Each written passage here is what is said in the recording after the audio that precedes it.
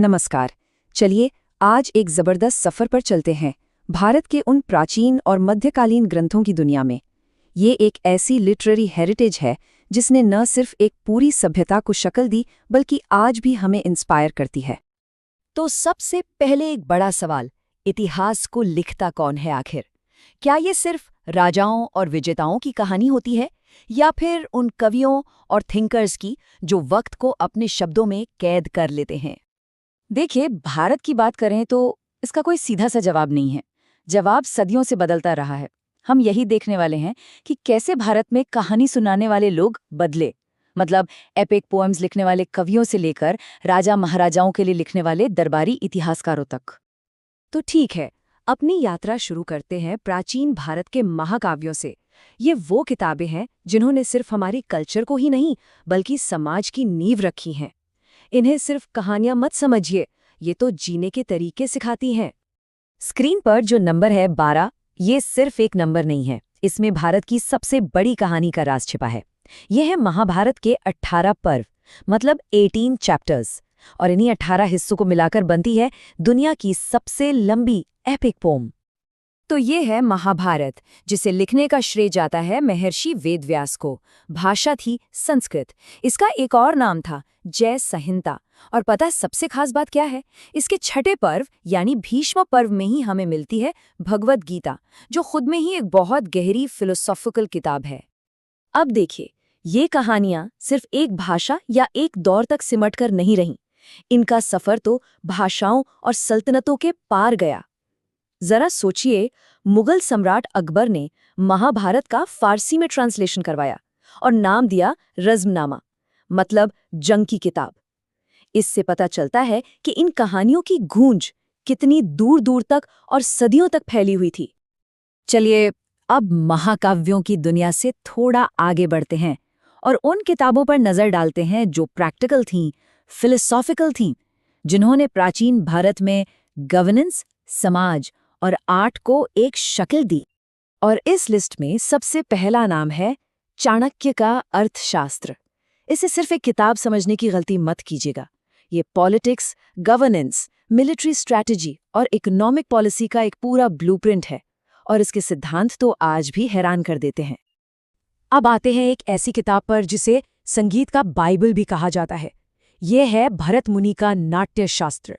सोचिए, ये performing arts मतलब नाटक, डांस, म्यूजिक, इन सब के हर पहलू की एक एनसाइक्लोपीडिया है। इसने सदियों तक भारतीय कला को रास्ता दिखाया है। और हाँ, पंचतंत्र को कैसे भूल सकते हैं? विष्णु शर्मा की ये किताब जानवरों की कहानियों के जरिए मॉरल्स और विजडम सिखाती है। पर इसकी असली पावर जानते हैं क्या है?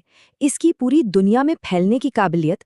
ये दुनिया की उन गिनी चुनी किताबों में से हैं जिन्हें सबसे ज्यादा भाषाओं में ट्रांसलेट किया गया, और इसने दुनिया भर में स्टोरी टेलिंग पर गहरा असर डाला है।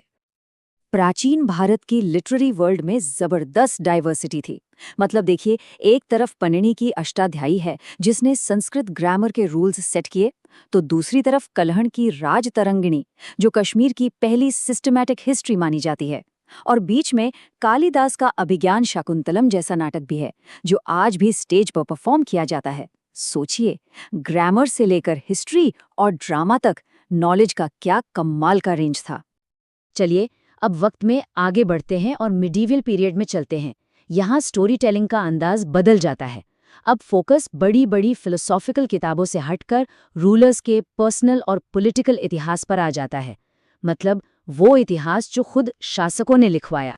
तो सवाल ये है कि मेडिवल रूलर्स ने ये कैसे इंश्योर किया कि उनकी कहानी आगे बढ़े, आने वाली पीढ़ियों तक पहुंचे? इसका जवाब छिपा है ऑटोबायोग्राफीज और कोर्ट क्रॉनिकल्स के चलन में।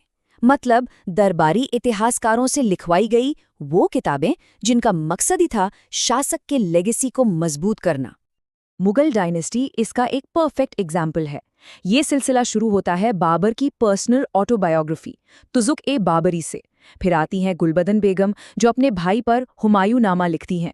ये एक शाही महिला के नज़रिए से लिखा गया बहुत ही रेयर डॉक्यूमेंट है।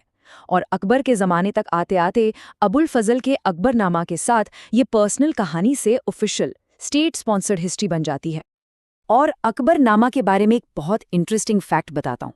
इसका जो तीसरा और सबसे फेमस हिस्सा है उसे आईने अकबरी कहते हैं। ये सिर्फ घटनाओं की लिस्ट नहीं है, बल्कि अकबर के साम्राज्य का एक डिटेल्ड एडमिनिस्ट्रेटिव और स्टैटिस्टिकल रिकॉर्ड है। मतलब उस जमाने के शासन की एक इनक्रेडिबल झलक मिलती है इससे। लेकिन रुकिए, भारत की कहानी सिर्फ यहाँ के राजाओं ने ही नहीं लिखी। जो बाहर से ट्रैवलर्स आए या जो रीजनल हिस्टोरियन थे, उनकी आंखों ने भी इस कहानी को एक नया और बहुत जरूरी एंगल दिया, एक बिल्कुल अलग पर्सपेक्टिव। यहाँ दो बिल्कुल अलग तरह के नजरिए देखते हैं। एक तरफ है फिरदौसी का शाहनामा, एक पर्शियन एपिक जिसने दिल्ली सल्तनत के कोर्ट कल्चर पर गहरा असर डाला, और दूसरी तरफ है अल बेरूनी की किताबुल हिंद। ये उज़्बेकिस्तान से आए एक स्कॉलर ट्रैवलर का लिखा हुआ 11वीं सेंचुरी इंडिया का अकाउंट है। ये एक आउटसाइडर का पर्सपेक्टिव है, लेकिन बहुत डिटेल्ड और काफ़ी हद तक इम्पार्शियल। और ये लिस्ट यहीं खत्म नहीं होती। मशहूर मोरक्कन ट्रैवलर इब्न बतूता का ट्रैवलॉग है किताब उल रहला, जो एक और बाहरी नज़रिया देता है। फिर चचनामा जैसी किताबें हैं जो किसी एक स्पेसिफिक इवेंट जैसे सिंध पर अरब जीत का इतिहास बताती हैं। ये सब मिलकर उस दौर की एक कहीं ज़्यादा कॉम्प्लेक्स और कंप्लीट पिक्चर बनाते हैं। तो पॉइंट क्या है? पॉइंट ये है कि बड़े बड़े महाकाव्यों से लेकर पर्सनल ऑटोबायोग्राफीज तक भारत की लिटरेरी हेरिटेज असल में इसकी बदलती हुई रूह की एक बहुत बड़ी लाइब्रेरी है। हर किताब एक अलग वक्त, एक अलग नजरिया और एक अलग सच्चाई दिखाती है। और ये सब हमें एक आखिरी सवाल पर लाकर खड़ा कर देता है। इन सदियों पुरानी किताबों में आज हमारे लिए क्या लेसन छिपा है? शायद ये किताबें हमें याद दिलाती हैं कि हिस्ट्री कभी एक कहानी नहीं होती, ये तो कई आवाज़ों का संगम है। और शायद इन्हीं सब आवाज़ों को सुनना ही खुद को समझने का एक तरीका है।